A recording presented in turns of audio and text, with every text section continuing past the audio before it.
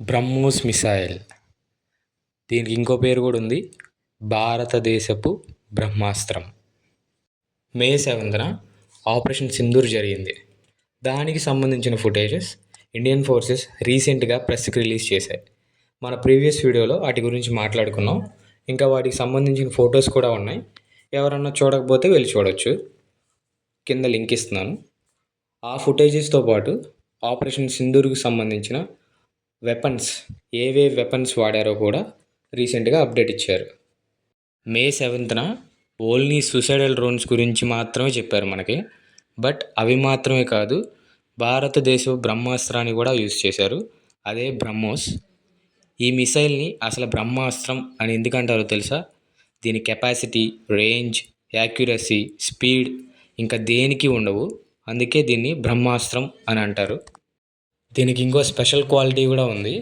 దీనికి ఉన్న స్పీడ్కి దీన్ని ఫైర్ చేసినప్పుడు ఆపోజిట్ కంట్రీస్ కనీసం ఇది వస్తున్న సంగతి డిటెక్ట్ కూడా చేయలేవు.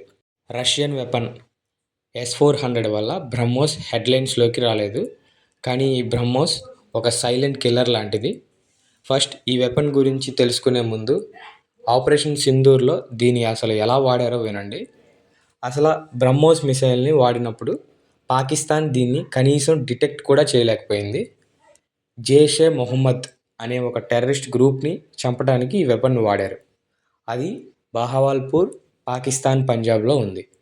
ఈ మిసైల్ని ఇండియన్ జెట్ అయిన సుఖాయ్ 30తో లాంచ్ చేశారు.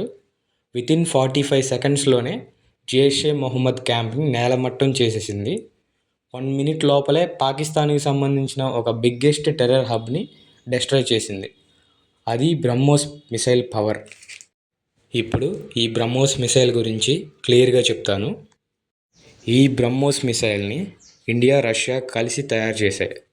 దీనికి బ్రహ్మోస్ అనే పేరు 2 నదుల నుంచి వచ్చింది.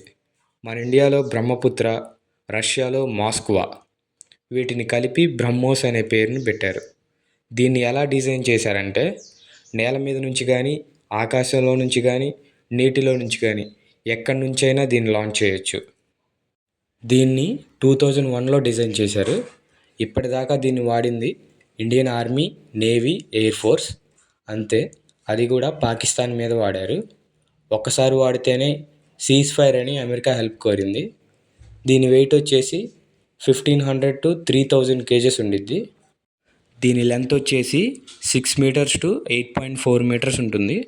దీని రేంజ్ వచ్చేసి మినిమం 280 kilometers, మ్యాక్సిమం అయితే 900 kilometers రేంజ్.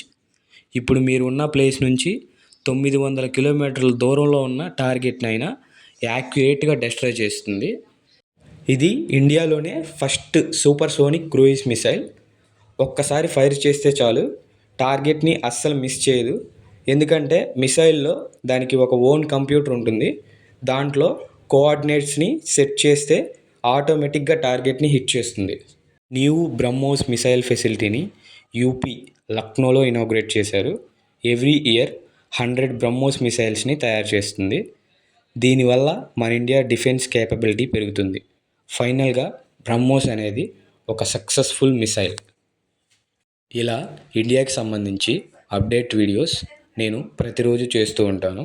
అవి మీ దాకా రావాలి అంటే సబ్స్క్రైబ్ చేసి బెల్ ఐకాన్ని యాక్టివేట్లో పెట్టుకోండి.